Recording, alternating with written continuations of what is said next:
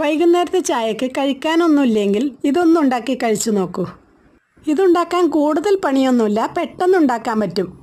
അപ്പോൾ ആദ്യം തന്നെ നമുക്ക് പച്ചമുളകും സവോളയും ഇതുപോലെ ചെറുതായി കട്ട് ചെയ്തെടുക്കണം. പിന്നെ ഞാൻ 2 മുട്ട പുഴുങ്ങിയെടുത്തിട്ടുണ്ട്, അത് ഇതുപോലെ ചെയ്തെടുക്കണം.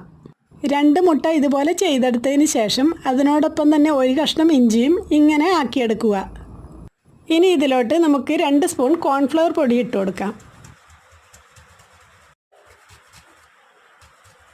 അതിലോട്ട് തന്നെ നേരത്തെ കട്ട് ചെയ്ത് വെച്ച സവോളയും പച്ചമുളകും ഇട്ട് 1/4 സ്പൂൺ മഞ്ഞൾപ്പൊടിയും 1 സ്പൂൺ മുളക് പൊടിയും, ഞാൻ കാശ്മീരി മുളക് പൊടിയാണ് എടുത്തിട്ടുള്ളത്, 1/2 സ്പൂൺ മല്ലിപ്പൊടിയും 1/4 സ്പൂൺ കുരുമുളക് പൊടിയും ഇട്ട് ആവശ്യത്തിന് ഉപ്പിട്ട് കൈകൊണ്ട് നന്നായി കുഴച്ചെടുക്കണം.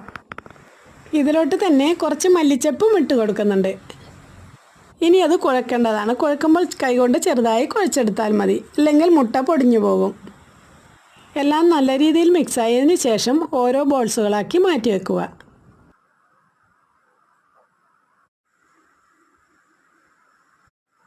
ഇനി ഒരു മിക്സിയുടെ ജാറിലോട്ട് കുറച്ച് ബ്രെഡ് ഇട്ട് പൊടിച്ചെടുക്കാവുന്നതാണ്. എന്നിട്ട് വേറൊരു പാത്രത്തിലോട്ട് 2 മുട്ട പൊട്ടിച്ചൊഴിക്കുക. ഇനി നമ്മൾ നേരത്തെ ഉണ്ടാക്കി വെച്ച ബോൾസ് ഓരോന്നായി എടുത്ത് മുട്ടയിലോട്ട് മുക്കി ബ്രെഡ് പൊടിയിലോട്ട് ഇട്ട് നല്ല രീതിയിൽ ബ്രെഡ് എല്ലായിടത്തും പിടിച്ചതിന് ശേഷം ഒരു പാത്രത്തിലോട്ട് മാറ്റി വെക്കുക. ഇങ്ങനെ ഓരോന്നായി ചെയ്തെടുത്തതിന് ശേഷം തിളച്ച എണ്ണയിലോട്ട് ഇട്ട് കൊടുക്കാവുന്നതാണ്. ഇനി ഇത് ഇളം ബ്രൗൺ കളറാകുമ്പോൾ കോരിയെടുക്കാവുന്നതാണ്. അധികം കരിയാതെ തന്നെ കോരിയെടുക്കണം. അങ്ങനെ നമ്മുടെ ക്രിസ്പി എഗ്ഗ് ഫ്രൈഡ് ബോൾസ് റെഡിയായി കിട്ടി. എന്ന പോലെ തന്നെ കഴിക്കാനും നല്ല ടേസ്റ്റാണ്, ഉണ്ടാക്കാനും വലിയ പണിയൊന്നുമില്ല. ഇതെല്ലാവരും ഒന്ന് ഉണ്ടാക്കി എങ്ങനെയുണ്ടെന്ന് മറക്കാതെ കമൻറ്റ് ചെയ്യണേ. ഈ വീഡിയോ ഇഷ്ടപ്പെട്ടാൽ ചാനൽ സബ്സ്ക്രൈബ് ചെയ്തു, ഒപ്പം ലൈക്കും ഷെയറും ചെയ്ത് സപ്പോർട്ട് ചെയ്യാൻ മറക്കല്ലേ.